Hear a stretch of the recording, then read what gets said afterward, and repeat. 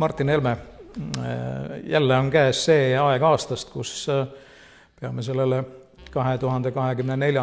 aastale kriipsu alla tõmbama ja kui ma mõtlesin selle aasta peale, siis kirjutasin välja endale mõttes mingeid märksõnu, siis ma tabasin ennast tõdemuselt, et ma jäängi kirjutama. Et seda häda ja viletsust on nii palju, untergang on täielik, kõik, mida me eelmise aasta lõpus ennustasime, kõik see halb täitus ja kuhjaga ka veel, aga alustame siis nüüd meenutusega sellest, mis meie erakonnas toimus pool aastat tagasi, mis toimus suvel, et oli väga turbulentne aeg. Oli jah, turbulentne aeg ja oli, ma ei tea siis, kuidas kokku võtta, ridu puhastav või erakonda siis võib ka ju öelda, et väljendeid on erinevaid, et pidasime maha kodusõja või siis võtsime ja tegime ära oma erakonnas ja kõiki erakondi on ju regulaarselt selline uuesti sünd, kuidas me iganes seda võtame. Aga raske oli see kindlasti, erakonna juhina kindlasti ja kõigil meile, kes me oleme koos töötanud erinevate inimestega pikka aega, oli siin kindlasti ka selline isiklik emotsionaalne pool juures. Aga lõppkokkuvõttes ma kindlalt seda meelt, et esiteks oli see möödapääsmatu.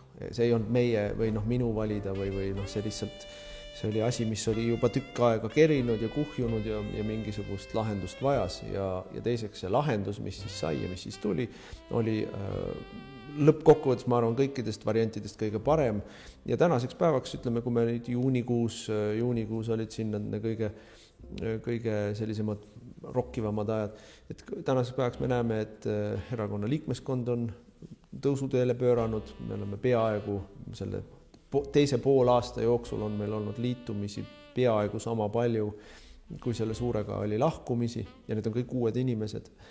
Meie erakonna toetusprotsent on vaikselt, aga kindlalt liikumas ülespoole.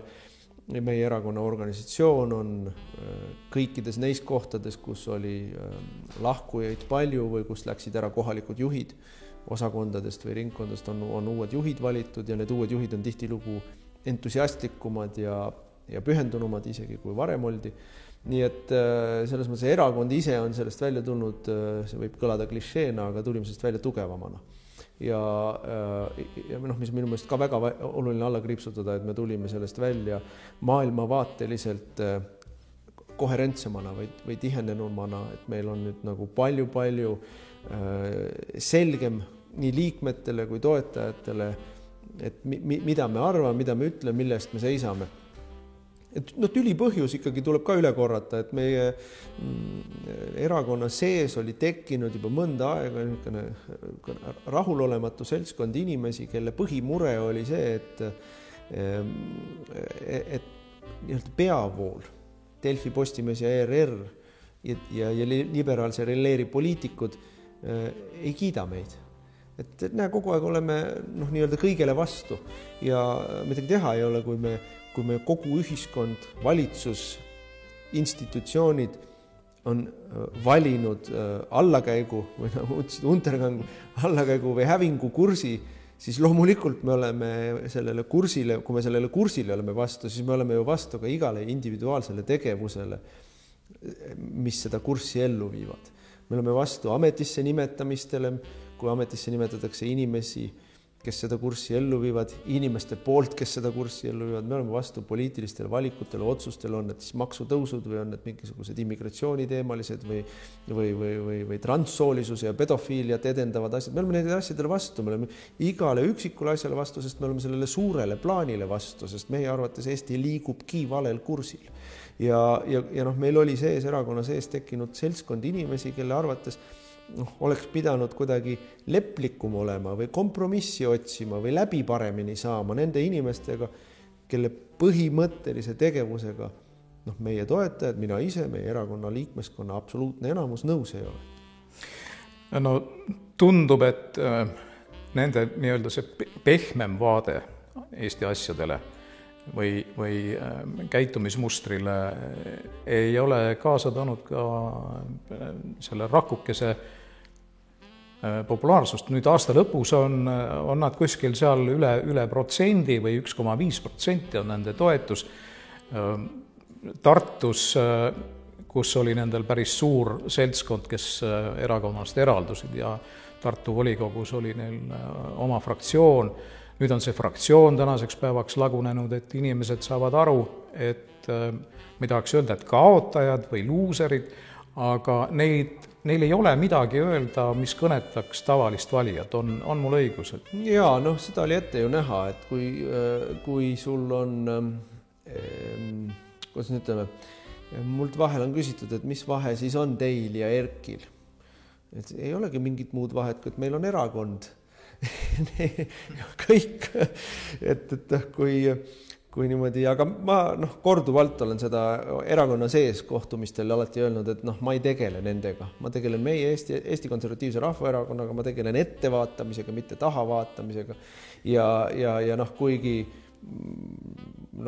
aeg-ajalt on põhjust öelda, ma ju hoiatasin või ma ju ütlesin või et luuleline õiglus on kuskil ennast kehtestanud, et ega siis need inimesed, kes on Eesti Konservatiivse Rahvaerakonna häältega, Eesti Konservatiivse Rahvaerakonna programmi ja partei ja kampaania häältega saanud kuskil valitud kohale volikogudes või Riigikogus või ka Europarlamendis ja siis lähevad mõnda teise erakonda. Ega ennem järgmisi valimisi me ei tea, kas neil seal on õigus olla või mitte. Tegelikult on nad varastanud need kohad. Nad on meie valijatelt varastanud poliitilise esindatuse ja ütleme, selle pagasiga minna suurt poliitilist läbimurret tegema ongi raske. Aga mina nendega ei tegele ja vaadaku ise, kuidas nad ennast poliitilisel maastikul kehtestavad või ellu jäävad. Ma olen küll täiesti nõus sellega, et EKRE on originaal, EKRE on kvaliteetkonservatiivid, kvaliteetrahvuslased, kõik teised on kas koopiad, plagiaat või petukaup. Et selles mõttes, ja ma arvan, et laiem avalikus valijaskond tegelikult saab ka sellest aru.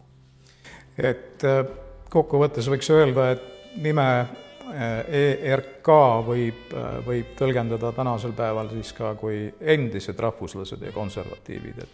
Nendel saab olema väga huvitav valiku koht, kui meil nüüd tuleb põhiseaduse muudatus Riigikogus hääletusele ja teatavasti ju on 2 põhiseaduse muudatuse algatust esitatud Riigikogule, mis mõlemad tegelesid ühe ja sama asjaga, see on siis mittekodanikelt ja teiste riikide kodanikelt, või täpsemalt öelda kolmandate riikide kodanikelt, sest teised riigid on Euroopa Liidu riigid ja kolmandad on siis kogu ülejäänud maailm. Et Euroopa Liidu liikmesriikide kodanikel on Eestis hääletusõigus juba lähtuvalt meie liitumislepingust, mida me kiitsime heaks põhiseaduse muudatusega 2003 referendumil. Et seda me ei saa torkida ega muuta, aga nii-öelda kõik ülejäänud maailm ja mittekodanikud omavad kohalikel valimistel hääletusõigust ja selle peaks ära neilt võtma. Seda me oleme rääkinud 10 aastat, see on meil programmis, see on meil valimisprogrammis, see on meil olnud eelnõudena esitatud, et me oleme seda 10 aastat rääkinud, et tuleb ära võtta. Nüüd järsku avastas Reformierakond sama asja. Ja Reformierakonna siis, ma ei tea, siis poliitiline peegeldus või kuidas me iganes ütleme, abiratas Eesti 200. Ja meie esitasime koos Isamaa saadikutega muudatuse põhiseadusesse, kus me lihtsalt kirjutasime hästi arusaadava, lihtsa, poliitiliselt ja õiguslikult hästi klaari lahenduse, et valimisõigus on Eestis ainult Eesti kodanikel. Punkt. Kõikidel valimistel ainult Eesti kodanikel. Nüüd koalitsioon hääletas selle maha ja tõi oma põhiseaduse muudatuse, kus ta ütleb, et valimisõigus on Eesti kodanikel ja mittekodanikel ehk hallipassi inimestel. Ja meie erakonna seisukoht on sellise põhiseaduse muudatusega me kindlasti nõus ei ole, sest et tänasel päeval mittekodanike valimisõigus ei ole põhiseaduses kirjas, see on kohalike valimiste seaduses kirjas, kohalike omavalitsuste valimiste seaduses kirjas. Ja nüüd tahetakse seda siis põhiseadusesse fikseerida, et see on rahvusriigi põhimõtte solkimine põhiseaduses. Eesti põhiseaduse preambul ütleb, et me oleme rahvusriik. Kui me paneme põhiseadusesse mittekodanike valimisõiguse, siis me oleme lahjendanud eestlaste poliitilist peremehe õigust Eestis.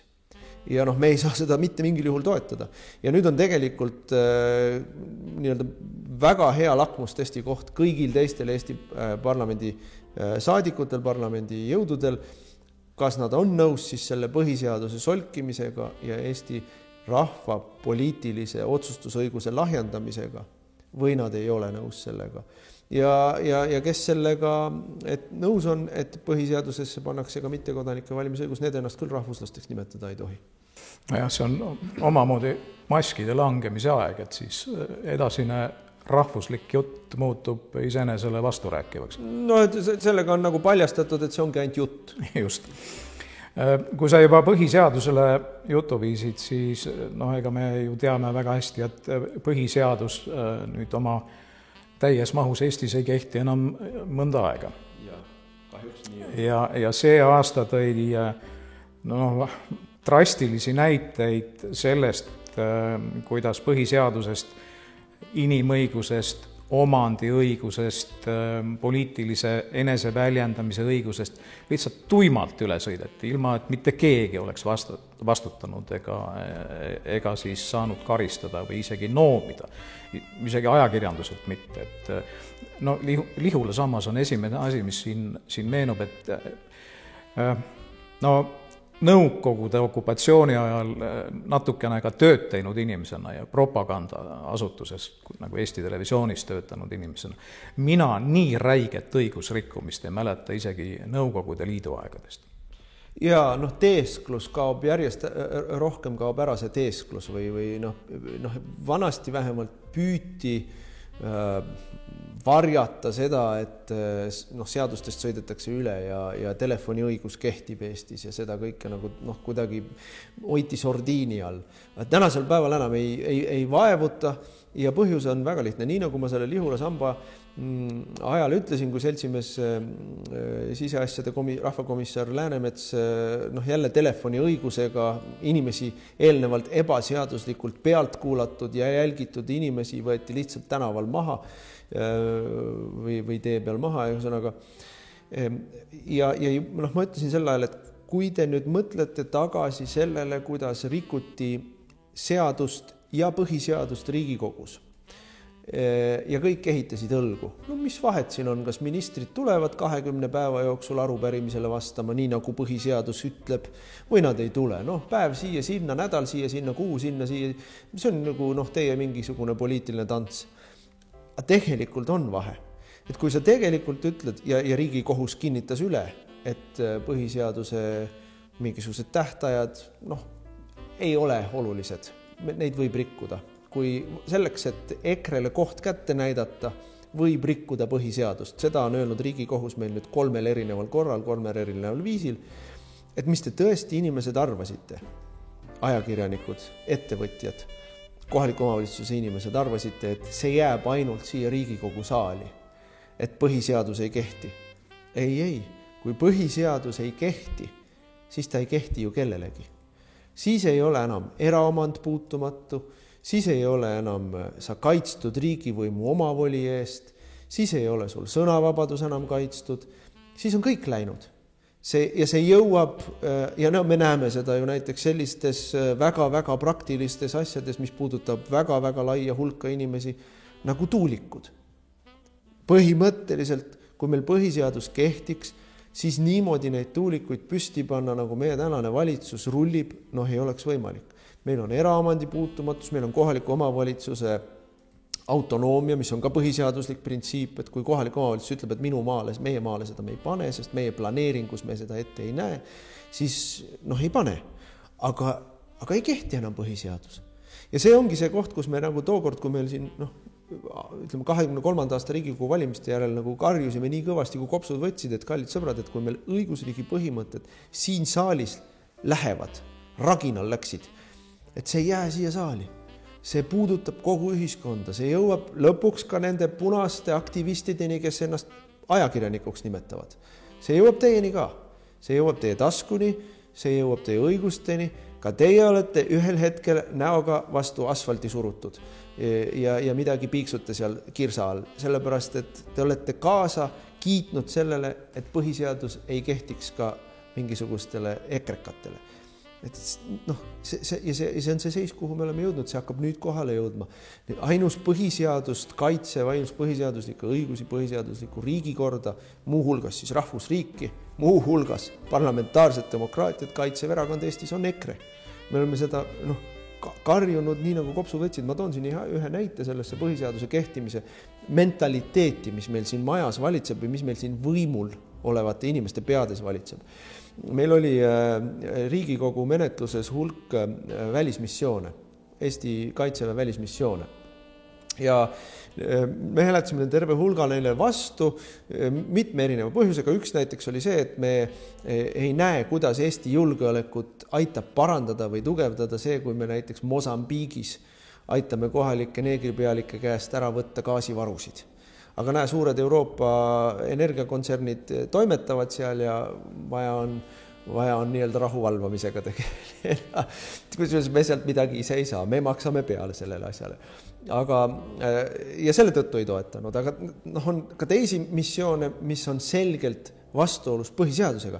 Põhiseadus ütleb, et ainult Riigikogu saab anda mandaadi Eesti sõdurite kasutamiseks välismissioonil ja siis see mandaat peab olema konkreetne. Et sa lähed sinna, teed seda selles ulatuses nende ülesannetega. Ja valitsus tõi meie ette 2 välismissiooni, kus on kirjas, et kuni 100 sõdurit, ükskõik millal, ükskõik kuhu, kas Euroopa Liit, kas NATO, kas ÜRO või mõni siis koha peal välja mõeldud riikide kombinatsioon kuulutab mingisuguse sõjalise missiooni välja ja meie juba ette oleme andnud sellele sõjalisele missioonile mandaadi. See on põhiseadusega vastuolus, selgelt niimoodi ei saa anda valitsusele ette mandaadi ära. Samamoodi võiks Riigikogu anda ette ära mandaadi valitsusele, et kui teil läheb vaja mingil hetkel mingit summat millegi jaoks, siis võite maksu tõsta. See on täpselt sama printsiip, et tegelikult ainult Riigikogu saab maksu tõsta. Ainult Riigikogu saab välismissioonile anda loa. Ja kui me ütleme ette ära, et võite millalgi hiljem maksu tõsta, ei tea veel millist maksu, ei tea kui palju, ei tea kellele, aga juba me andsime teile loa ära. See on põhiseaduse vastane tegevus. Ja pärast seda siis üks Riigikogus istuvatest kindralitest tuli rääkima ühe meie fraktsiooni liikmega ja ütles, et ja muidugi on see põhiseaduse vastane, aga julgeoleku huvides me vahepeal võime ikkagi põhiseadust rikkuda ka. Ja vaata, kui sa sellise mõtteviisiga võimu juures oled, siis mille poolest see erineb lähenemisele, et muidugi on e-valimised ja üldse valimiste võltsimine ka põhiseaduse vastane. Aga vaata, julgeoleku huvides me võime vahel ju ka valimisi võltsida, et valed inimesed ei saaks ja õiged inimesed saaksid, et sellisel juhul meil ei ole mõtet rääkida demokraatiast, meil ei ole mõtet rääkida põhiseaduslikust korrast, meil ei ole mõtet rääkida sellest, et meil on mingi õigusriik.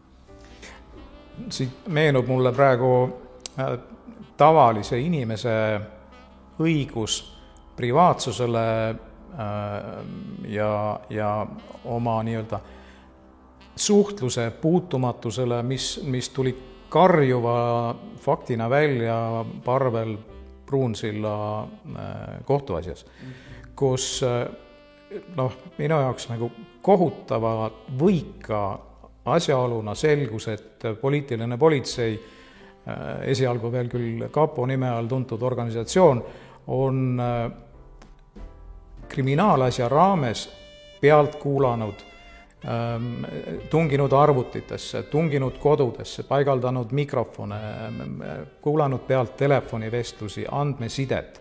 Täiesti, ütleme nii, et süütutel inimestel, kellel oli riivamisi kokkupuude selle kriminaalasja ja nii-öelda tänase kohtualusega.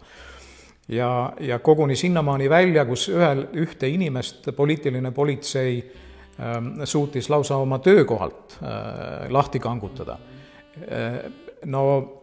Kuhu siin veel langeda on? Siin on ju tavainimesed täielik kaitsetus, eriti veel, kui me nüüd mõtleme seda, et kõik need pealtkuulamised, kõik need jälitustegevused toimusid tegelikult kohtuniku loal ja kriminaalasja raames. Ja siis on inimesel õigus saada teavet selle kohta, et sind on pealt kuulatud, sind on jälitatud. Aga kui toimub lihtsalt tavaline nii-öelda jälgimistegevus ilma kriminaalasjata, siis näiteks, ma olen täiesti kindel, et sind kuulatakse 24/7 pealt, ilma et mitte mingit kriminaalasja keegi isegi mõtleks algatada, eks, lihtsalt selleks, et on vaja infot korjata. No nii on jah, ja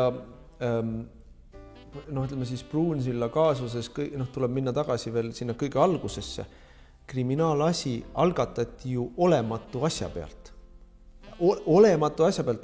3000 eurot tegi annetuse linnavolikogus esindatud inimesele, kes siis väidetavalt selle 3000 euro eest aitas erastada midagi, mille vastu puudus ostuhuvi kõigil. Et see absoluutselt pastakast välja imetud lugu selle jaoks, et inimesi poliitiliselt pigistada. Ja see on väga, kui sa küsid, kuhu edasi, edasi, me kõik teame, kuhu edasi.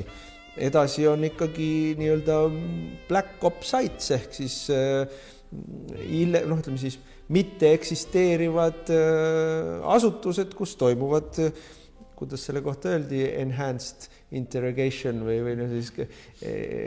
siis eriti arenenud või ülekuulamismeetoditega kambrikesed ehk siis tegelikult piinakambrid ja tegelikult siis puhas selline omavoli, et see on see, kuhu edasi. Ega siis loogika, poliitilise võimuloogika ütleb meile väga selgelt ette ära, kuhu edasi.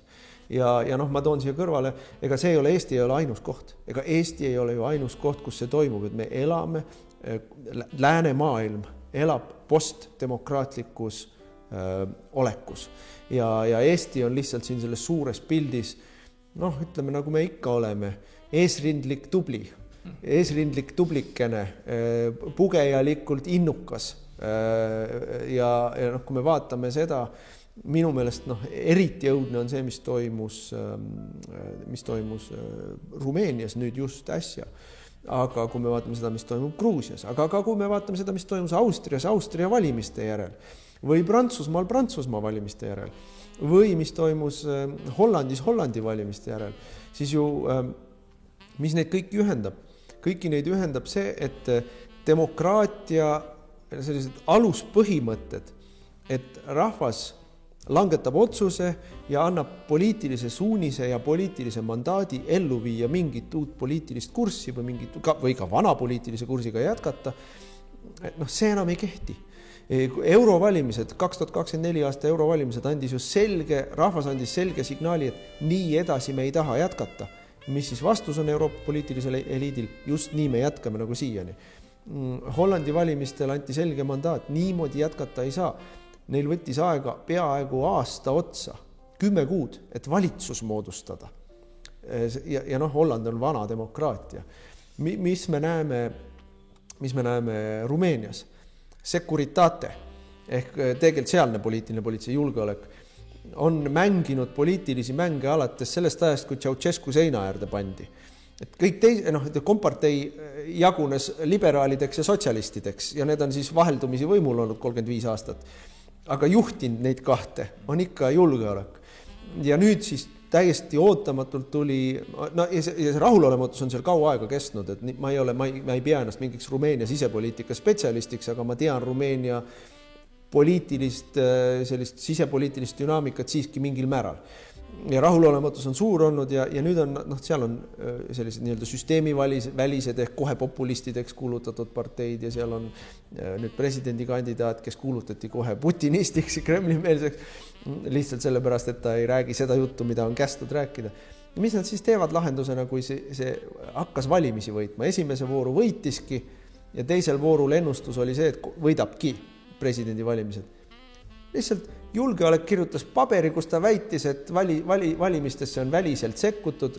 Tuletame meelde 2015-16 aastat Trumpi valimisvõit, täpselt sama jutt, põhimõtteliselt vaheta nimed ära ja jutt on sama. Vene trollid aitasid valimisi suunata ja selle tõttu õiged kaotasid ja valed võitsid. Täpselt sama jutt on Rumeenias nüüd. Ära vahetamiseni sarnane. Vahe on siis nüüd selles, et Rumeenias, kus kohtusüsteem on ka veel kogu selle sama süsteemi osa, kuulutabki esimese valimisvooru tühiseks. Ehk siis sisuliselt vanad olijad nii-öelda tühistavad valimistulemuse, mis neid võimult kõrvale tõstaks. ja jäävad edasi võimule.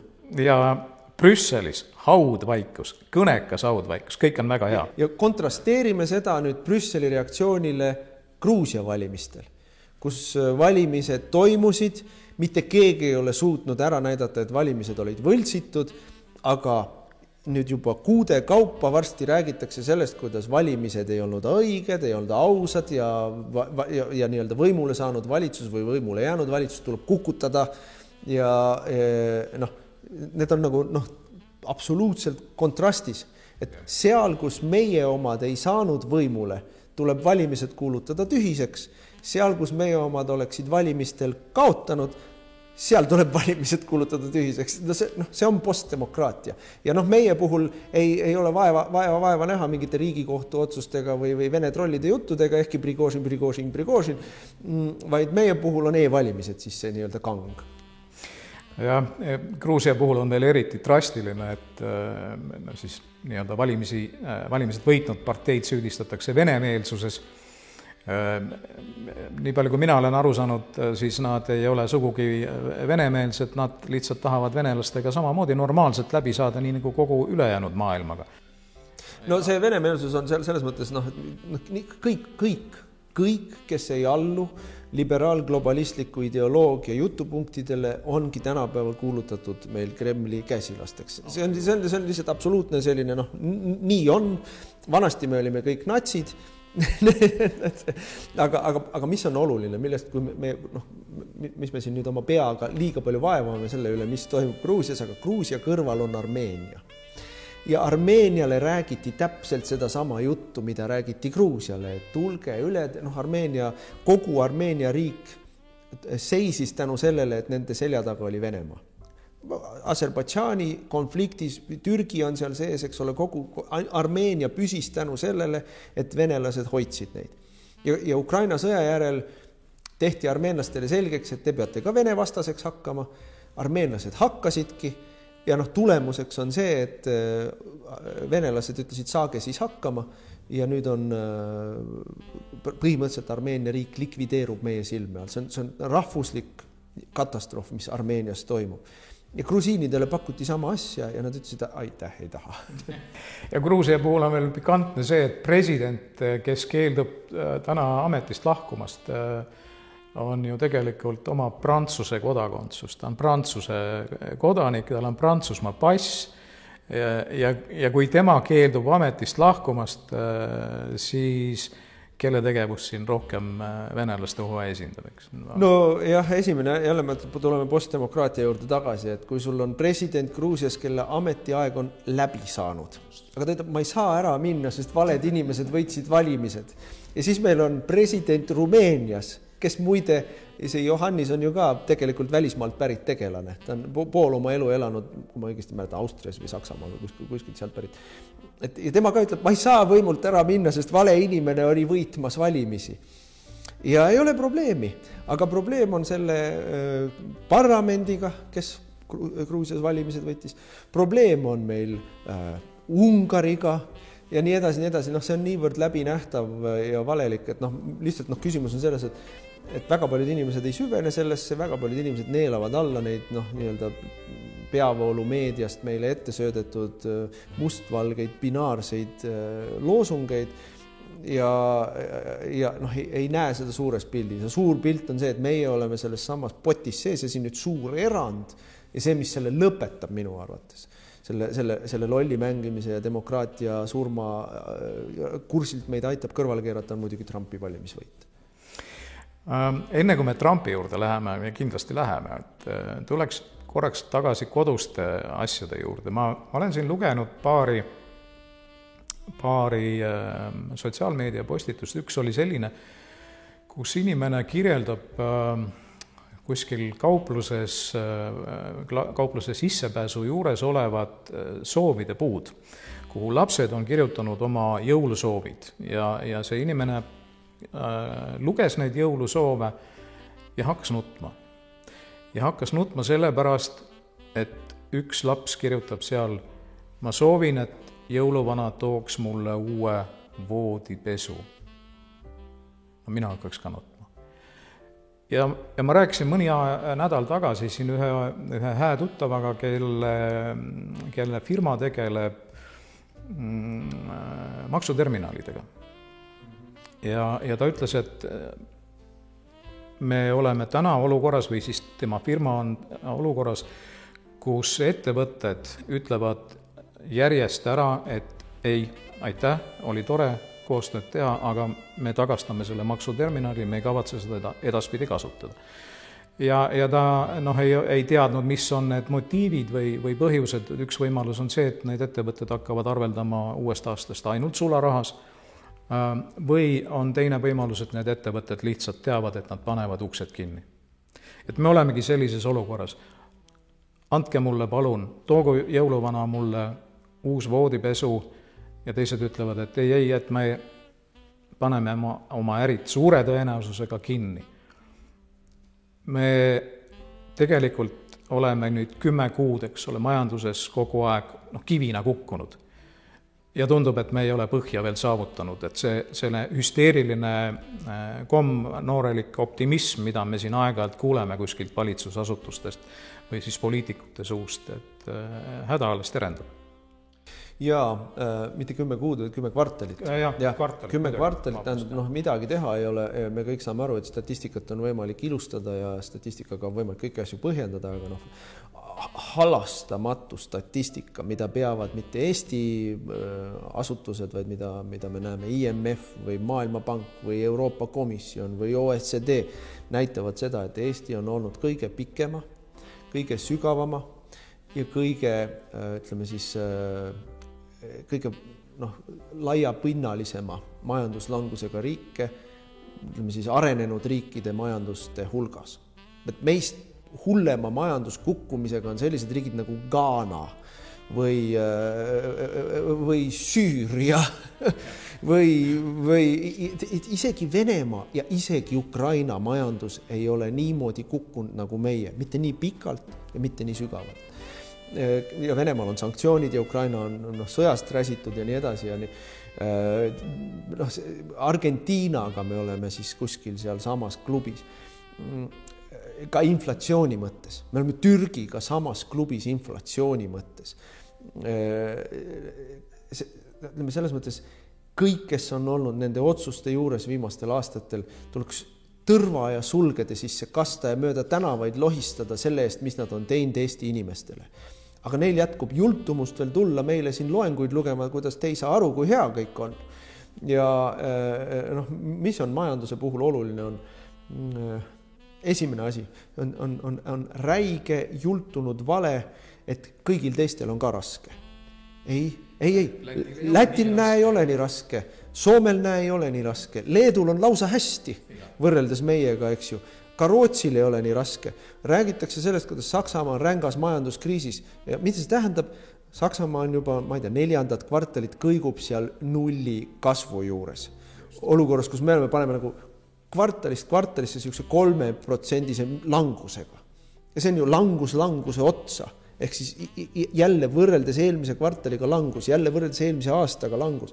Ja siis meile tullakse rääkima, kuidas aga järgmisel aastal tuleb tõus. Vaadake, see tõus on niimoodi, et me olime siin 21. aasta alguses. Koroonakriisi järel, kus me tegime ju, ütleme, Euroopa parimad otsused, meie valitsus, mille tagajärel oli kõige kiirem taastumine. Olime siin üleval, 21. aasta esimene kvartal oli kõige parem aeg Eestis üldse esimene teine kvartal. Kaja Kallas sai võimule, hakkas kohe hullu panema ja siis hakkasime kivina kukkuma. Ja muudku kukume. Ja nüüd ikka veel kukume. Ja siis meile öeldakse, et aga 25. aasta 3. kvartalist tuleb tõus. Ja siin põhjas kuskil hakkab tõus ja see tõus tuleb ka hästi lauge. Et kui hästi läheb 26. aastaks, me oleme jõudnud niimoodi nokka ülespoole võtta mingisugune 1% võib-olla ülespoole. Aga me oleme ikka siin, sellest kohast tulles. Selleks, et siia tagasi jõuda, ma ei tea, mitu aastat peab kasvama. Ja kõik see aeg, mis me siin selles sügavas augus oleme, on inimesed vaesemad, kui me olime ennem. Ja inimestel on raskem, kui oli ennem. Nii et see jutt, et me jõuame tõusule, on vale. Meile räägib majandusminister Keldo tuli tõestama, et päike tiirleb ümber maakera ja et reaalpalk on kasvanud. ja reaalpension on kasvanud. Noh, jälle on võimalik igasuguseid, vaata, noh, statistika puhul on ülioluline, et millise võrdlusbaasi sa võtad, et kas sa võrdled eilse päevaga või eelmise kuuga või eelmise aastaga. Aga võtame võrdluspunktiks ette 21. aasta alguse, siis kui Kaja Kallas ja Reformierakonna pande sai võimule. Võrreldes selle ajaga reaalpalk on ikka väiksem, võrreldes selle ajaga reaalpension on ikka väiksem, võrreldes selle ajaga inflatsioon on olnud üle 40%. Teatud kaubagruppides 200% ehk mitmekordseks on hinnad kasvanud. Te võite võrreldes eelmise kuuga võib isegi mingit tõusu näidata või valime mingisuguse eelmise aasta, ma ei tea, X kuupäeva, mis oli nagu eriti soodne. Aga tegelik seis, kui me hakkame võtleme 21. aasta algust või noh, ütleme ka eelmise aasta sama periood, tegelikult on asi ikka halb. Ja nüüd majandus on hästi inertne asi, eks ju, et need majanduslanguse, makromajanduslangus, need suured numbrid, mis me näeme, need suured kukkumisnumbrid, jõuavad reaalmajandusse ehk päris inimeste, päris taskusse viiteajaga. No see viiteaeg sõltuvalt valdkonnast, sõltuvalt missugusi andmeid me vaatame, on kuskil pool aastat või aasta. Ütleme, noh, näiteks, kui me ütleme, et intressitõusud või intressilangused, pool aastat võtab aega ennem, kui see jõuab päriselt nii-öelda inimeseni. Sealt veel pool aastat võtab aega ennem, kui see jõuab kinnisvaraturuni, näiteks, ütleme, aasta vähemalt. Tööhõive täpselt sama lugu, eks ole, et kui ettevõtted lähevad pankrotti, siis alguses tundub, et oi, aga sotsiaalmaksu laekumine suureneb. Miks? Sellepärast, et pankrotis ettevõtete töötajatele maksab töötukassa koondamisraha välja. Koondamisraha pealt tuleb korraga suur port sotsiaalmaksu ja siis tundub, meil on sotsiaalmaksu laekumisega hästi, kuulge, majandus näitab elavdamise märke. See on statistikaga manipuleerimine inimestel näkku valetama. Tegelik seis on selline. Järgmise aasta algusest tõuseb jälle ports makse meil. Järgmise aasta algusest läheb veel hunnik ettevõtteid kinni, tööpuudus kasvab. Ja need inimesed, kes on olnud siis kas töötuabirahade peal või koondamisrahade peal, tööd ei leia ja nende varud on otsas. Nii-öelda inimeste eluni see raskus, ma ütlen, et järgmine aasta saab olema raskem kui praegune aasta. Ja praegune aasta on siis see nii-öelda esimene tegelik kriisiaasta, kus need tegelikult majanduslanguse siis mõjud jõuavad sellesse päris ellu või tavainimese ellu. Ja see on kõik statistika, mis sinna juurde käib, võtta lihtsalt malakas ja hakka neid inimesi nüpeldama, kes seda statistikat meile näitavad.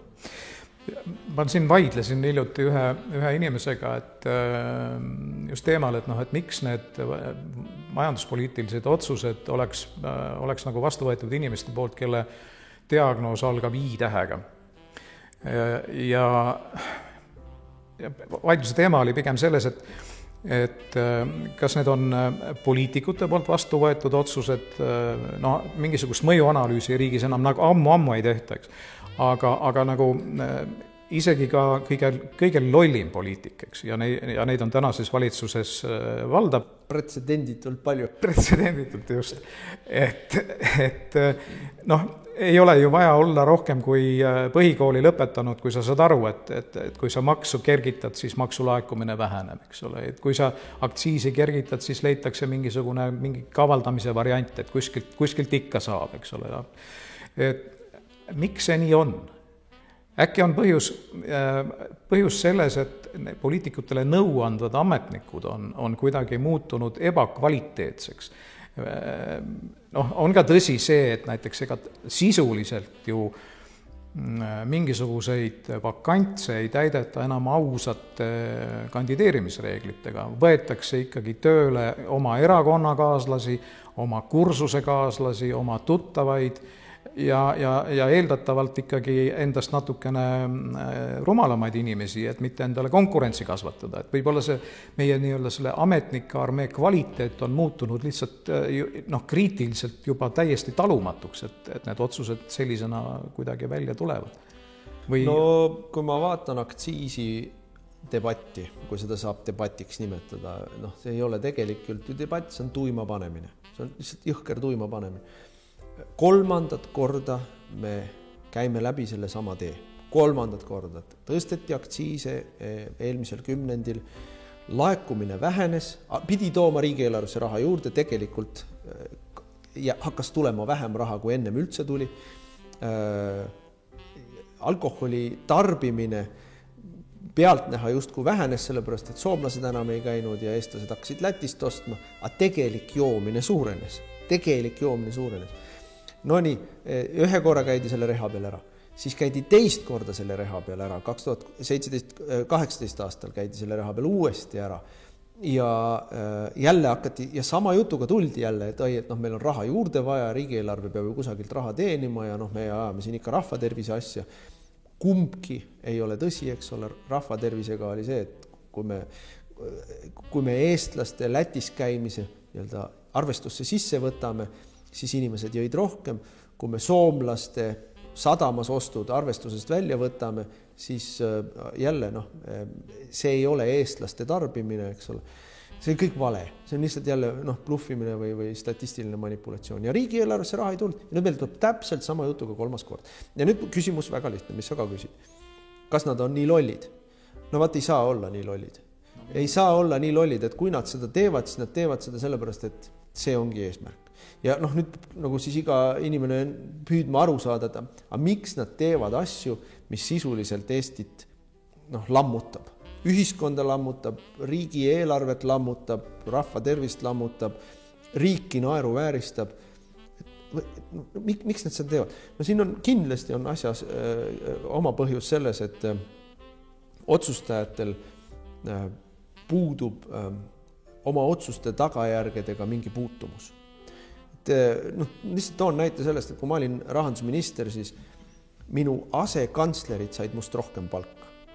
Lisatasukesed, staažitasukesed, need teised kolmandad asjad istub kuskil nõukogus ka veel, eks ole, ja sai rohkem palka kui minister. Ametis on 5 aastat ja siis pannakse sisuliselt mingi pseudokonkursiga uuesti 5 aastaks. Elupõlised ametnikud, ministrid tulevad ja lähevad, paar aastat teal juhul peavad vastu. Minister on see, kes saab sõimata avalikkuse käes, saab sõimata Riigikogu opositsiooni käes. Kas see ametnik, keegi üldse teab asekantslerite nimesid meil või? Ei tea, eks ju. Aga nemad on need, kes neid asju tegelikult kogu aeg ju ette valmistavad ja läbi suruvad. Nii et sa oled ametnik, kelle palk on suurem kui Riigikogu liikme või ministri palk. Ausalt öeldes, mis vahet sul on, kui palju maksab elekter või kui palju maksab bensiin või kui palju maksab viski või õlu. Ei ole tähtis. See ei ole, sinu elu kvaliteeti mõjutab see marginaalselt. Või ka toiduhinna tõus, mis meil on olnud pöörane toiduhinna tõus. Ostad harvemini kallist eksportjuustu. Ma ei tea, aga meil on mass inimesi, kes lihtsalt jätab söögi ostmata. Voodiriietest või üldse talveriietest rääkimata. Lihtsalt ei saa süüa enam. Me pensionäridest räägime ka palju, aga tegelikult kõige raskemas olukorras on väikeste lastega pered. Ja seda seltskonda, seda Eesti osa ühiskonnast, Eesti ühiskonnast on ju Kaja Kallase ja Michali valitsus kõige rohkem rappinud. Automaks rapib neid kõige rohkem, energiahinnatõus rapib neid kõige rohkem, intressitõus rapib neid kõige rohkem, toiduainete hinnatõus rapib neid kõige rohkem. Ja siis võetakse lastetoetused ära, siis võetakse koduse vanema tervisekindlustus ära, siis võetakse igasugused koolitoetused, trennitoetused võetakse ära, eks ole, kodulähedane kool pannakse kinni, sõida bussiga 4 tundi päevas edasi-tagasi. Et ja siis me arutame, kuidas küll saada hakkama selles iibekriisis, mis on meil kõigi aegade kõige sügavam, põhimõtteliselt eestlased on otsustanud, et sellele riigile me lapsi ei saa. Senikaua, kuni see valitsus on, senikaua ei saagi midagi paremaks minna. Absoluutselt lihtne reegel on, kogu Eesti poliitika võib kokku võtta ühe lausega. Kõikide probleemide lahendus on EKRE, sest mitte keegi teine neid probleeme ei käsitle, ei kavatsegi neid lahendada ega nendele vastu astuda, on löönud kõigele käega. Tiksuks veel natuke aega niimoodi, et saaks ise hakkama. Aga läheme nüüd siis suure poliitika juurde, et maailm 2025 on suurte muutuste eel. On juba muutunud, aga 20. jaanuarist muutub pilt veel kiiremini, veel jõulisemalt ja need muutused puudutavad tahame seda või mitte, puudutavad eestlasi, puudutavad Eesti riiklust ja Eesti inimest igapäevaselt, aga puudutavad ka globaalselt ja igasugused globaalsed ohud, julgeolekustruktuurid, kõik need asjad lähevad ümberhindamisele ja muutumisele või muutmisele. Et kuidas sa siin Toompea koridorides ringi jalutades ja kolleegidega rääkides, millise pildi sa oled saanud, et kas Eesti nii-öelda eliit on nendeks muutusteks valmis, kas nad on aru saanud, et need vääramatult tulevad ja nendega tuleb kohaneda või pannakse tuima rõõmsalt edasi ja vaadatakse, et näis, mis tuleb? Isegi mina ei usu, et nad mõtlevad selles kategoorias, et näis, mis tuleb. Minul ei ole küll siin ei valitsuskoalitsiooni erakondadega ega üldse siis laiemalt kogu selle Eesti nii-öelda koorekihiga suheldes mingit tunnet sellest, et nad saavad aru, mis toimub.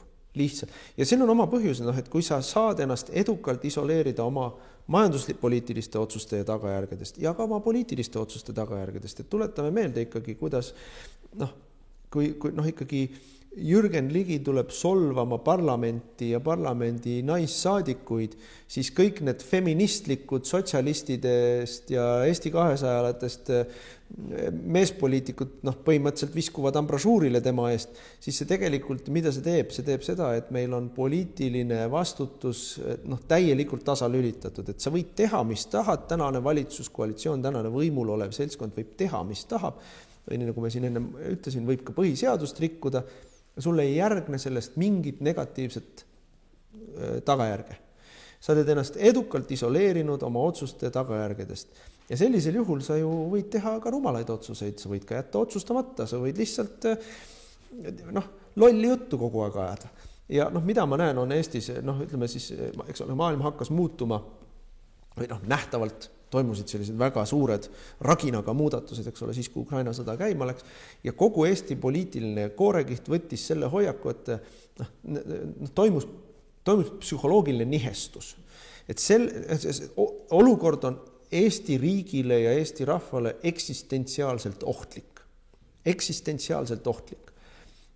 Äärmiselt keerulised valikud, keerulised otsused on meil ees ja selle asemel, et ratsionaalselt ja kõiki asju hinnates ja ebameeldivaid ja ebamugavaid tõsiasju nii-öelda sisse võttes edasi liikuda või mingid otsuseid teha. Selle asemel toimus psühholoogiline nihestus, kus võeti oma siis pikaaegse alaväärsuskompleksi leevendamiseks võeti endale pähe see, et meie olemegi NATO, meie maailmas kõiki asju otsustame, meist sõltub see, kui Venemaa purustatakse, põlvili surutakse, kui hiinlastele õpetatakse CO2 neutraalset majandust, nagu see Facebookis leviv meem on, eks ole, et maailma kliimamuutmise peastaap asub siin Stenbockis või siin Toompeal, eks ole, et see täielik irdumine reaalsusest ja selle reaalsuse ka tegelemise asemel täiesti ajuvabade loosungite tampimine on olnud siis see meie poliitilise koorekihi reaktsioon sellele eriti ohtlikuks muutuvale olukorrale. Sest et olukord on ohtlik ja olukord on keeruline ja selle asemel, et sellega tegeletakse, siis on endale pähe võetud, et meie olemegi need, kes maailma nagu kõik asjad paika panevad. Ja selle tõttu sõltub ju Eestist, kas Ukrainas Donbass ja Krimm lähevad ühele või teisele poole. Eesti maksumaksja õlgadele on pandud Ukraina sõja pidamine, Eesti armee on siis see, kelle relvadega siis otsustatakse maailma saatus. See on ju, see on luul, see on deliirne. See ei ole vastutustundlik, kui ütleme, kuidagigi proovida mitte väga emotsionaalselt seda kirjeldada. Et tegelikult ei otsustata, praegu me oleme jälle selle tunnistajaks, mida Eesti rahvas on pidanud ju läbi elama sajandite jooksul korduvalt ja korduvalt. Meie saatust otsustatakse kusagil mujal kellegi teise poolt. Ameerikas, Brüsselis, mõnes mõttes ka Moskvas, mõnes mõttes, eks ole, Pekingis. Seal otsustatakse neid asju. Ja nüüd, kus siis on see, et me oleme laua taga, meil on ka sõnaõigus, ei ole, andke andeks, tähendab, me oleme seal laua taga ja me ütleme seda juttu, mida prantslased ja sakslased või ameeriklased on meil käskinud öelda. See ei ole ju laua taga olemine. Selle laua taga me peaksime enda huvides seisma südikalt, nutikalt. Kui palju me oleme kuulnud sellest, kuidas Eesti on nutiriik? Ei ole. Ma ei näe isegi talupoja tarkust, ma ei näe meie poliitilistes otsustes, rääkimata nutikusest või kavalantsu kavalusest. Ei ole 1, 2, 3, 4, mitte midagi ei ole. Nüüd, mulle on nagu ette heidetud nii ametlike propagandaröökurite poolt kui ka ütleme siis võib-olla meie toetajate poolt, et me oleme nagu liiga kriitilised olnud ameeriklaste suhtes või kuidagi heroiseerime venelaste vägevust üle. Ei, sugugi mitte. Venelased on meile sama ohtlikud kui mitte ohtlikumad, kui nad on meile alati olnud. Ja vot selle ohtlikkuse tõttu ei tohi me endale lubada sellist emotsionaalset paugutamist, nagu Kaja Kallas tegi või nagu Michal teeb, eks ole. Et käib Ukrainas ja jätkuvalt tambib loosungeid, et Eesti seisab selle Ukraina võiduka lõpuni. Aga vabandust, ukrainlased ise enam ei seisa oma võiduka lõpuni.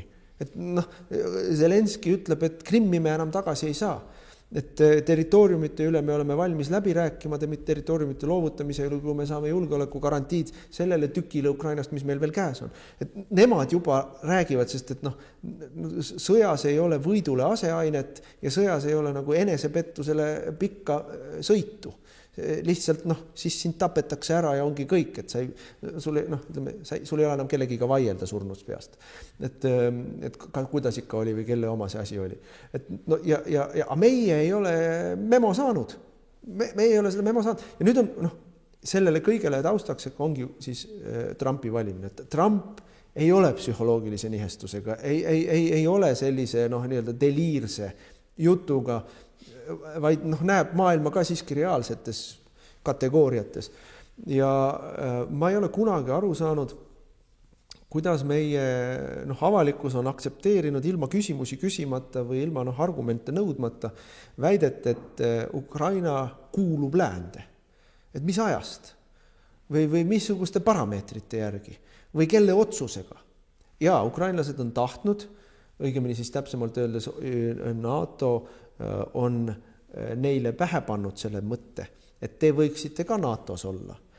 Ja selle plusse ja miinusid kindlasti tasuks kaaluda, et selle, nii nagu Soome NATOsse kuulumisel on omad plussid ja on muide ka omad miinused, eriti soomlastele endile, siis neid plusse ja miinusid peaks ratsionaalselt saama kaaluda ja öelda, ja siis peaks selle kõrval, kõige selle juures peaks alati olema, et üks on küsimus sellest, NATO tervikust, kasust või kahjust. A teine on aga konkreetselt Eesti rahva ja riigi kasust või kahjust. Et kui meil räägitakse, et Ukraina tuleks kindlasti võtta Euroopa Liitu, siis mina küll ütlen, et tööjõu vaba liikumine. Need alles jäänud 30 miljonit, kes veel ei ole läände jooksnud sealt või kes ei ole veel venelaste poolt ära tapetud, et kui palju neist tuleb ja kui palju neist tuleb Eestisse, kus saab vene keelega hakkama. Et kas me päriselt tahame, et Eestist jääkski maha üks nii-öelda Eesti nimeline slaavi riigikene maala Ukraina? Mina küll ei taha. Kas me oleme läbi mõelnud selle, et kui Ukraina astub Euroopa Liitu, siis meist saab mitte lihtsalt niisugune riik, kes natukene Euroopa Liidule peale maksab, vaid riik, kes paljukene Euroopa Liidule peale maksab. Et need on kõik asjad, mis tuleks nagu läbi arutada, et kas see on meie huvides, kas me peame seda toetama. Sellist arutelu Eestis pidada ei saa. Kui sa neid küsimusi küsid, siis sa oled Kremli agent ja putinist, eks ole. Ja julgeolekuga täpselt sama küsimus. Et kui me anname oma kahurid ära, oma laskemoona ära, oma õhutõrje kahurid ära, tankitõrje kahurid ära, kui me anname oma pioneeri varustuse ära, sellepärast, et me oleme see impeerium, kellest sõltub see, mismoodi sõja kulg läheb meie enda peas. Zelenski Notre Dame'i katedraalis jalutas meie presidendist mööda, lihtsalt ei tundnud ära, et kes see tüüp on. See on see, mismoodi maailm meid näeb, kuidas ukrainlased meid näevad. Aga see, kuidas me ise ennast peeglist vaatame, selline ikka väga hästi heas vormis turske selg vaatab vastu selles. Kõige hullem on see, kui poliitikud või inimesed iseendi loodud narratiive või omaenda propagandat. No propagandat tuleb teha, eks, aga kui sa ise seda uskuma jääd, siis sa oled ikka amööbi tasemel mõtlemisvõimega inimene. No vaata, propagandaga on niimoodi, et oma sõnumit tuleb välja saata. Aga kui see sõnum on reaalsusest irdunud, siis on see ju kahjulik. Siis sa irdud ise ka reaalsuses, siis sa elad fantaasia maailmas ja keegi teeb varem või hiljem reaalsuskontrolli meile ära. Ma tulen nende samade relvade ja laskemoona juurde, et kui me andsime kõik ära, Ukraina sõjapidamise juures oli see selline väike osakene. Neil kulub, ma ei tea, päevas või nädalas sama palju kulub materjali, kui meie üldse anda suutsime. Ise tegime ennast paljaks, kaitsetuks ja makse tõstame nii, et mida kõike me ei tõsta makse selle jutuga, et see on riigikaitsemaks või riigikaitse arendamiseks. Ühtegi võimekust juurde ei ole saanud. Ühtegi võimekust. Ainus, mis me saime, oli merekaitse ja selle tegi ära 20. aastal EKRE valitsus. Ja ei ole saanud õhutõrjet, ei ole saanud soomusvõimekust, ei ole saanud mitte midagi, mingid rakette, mitte midagi me ei ole saanud. Kõik maksud on tõusnud riigikaitse jutuga. See on ju vale meil, jälle valetatakse. See reaalsuskontroll on tulemas ja tänane valitsus, sinu küsimuse juurde tagasi tulles, tänane valitsus, tänane kaitse establishment, kõik meie endised kindralid, praegused kindralid, kogu see peastaab, kogu see süvariik, mis seal ümber sumiseb, on selleks täiesti võimetu reageerima adekvaatselt. See on lihtsalt, see on tänane seis on selline, et meie käime Mosambiigis gaasivarusid valvamas ja me käime Süürias rahu valvamas ja Liibanonis. Kumbaski ei ole ei rahu ega midagi valvata, eks ole, aga me oleme nii suur impeerium, et meie tegeleme Lähis-Idas rahu tagamisega ja endal ei ole mitte midagi. Kogu selle ütleme nii, et mitte just ülemäärast optimismi sisendava olukorra juures. Inimesed elavad ikkagi ka siis, kui ei ole voodipesu ja on vähe süüa, inimesed armuvad, leiavad teineteist, pettuvad, keegi kirjutab raamatut, inimesed elavad oma elu edasi. Kuidas sinu pereelu on sel aastal läinud? Sama turbulentselt kui Eesti? Minul on selles, ma pereeluga olen küll, õnneks on kõik ilus, et meil on ju palju lapsi ja need vanemad lapsed on nii suureks saanud, et osad on otsapidi kodust ära kolinud. Üks on läinud ka lausa välismaale, ütleme siis mingi ülikooli järgsele praktikale tööle. Ja teine laps on ülikooli astunud just ja kõige väiksem laps läks esimesse klassi just, nii et meil on selline elu on oma intensiivsuses ja värvikuses küllaltki laias paletis esindatud, aga muidugi on see tõsi ja tõsiasi on ka see, et mida keerulisemaks läheb selline majanduslik olukord, poliitiline olukord, seda rohkem ju inimesed, väga paljud inimesed, mitte üldse teadlikult, aga ikkagi lülitavad ennast sellest kõigest välja ja kuhu sa siis ennast lülitad? Perekond ja sõbrad. Et eriti tähtis on perekond, Eestis on selline perekonna vaenulik valitsus ja perekonna vaenulik poliitika, aga ikkagi, see on sinu kõige lähem turvavõrgustik ikkagi. Ja eks sealt ikkagi ammutavad inimesed jõudu ja toetust ja rõõmu. Kui me vaatame 25. aastat ette, sellest Trumpist me korra rääkisime juba, ega mured on ülisuured, eks ole.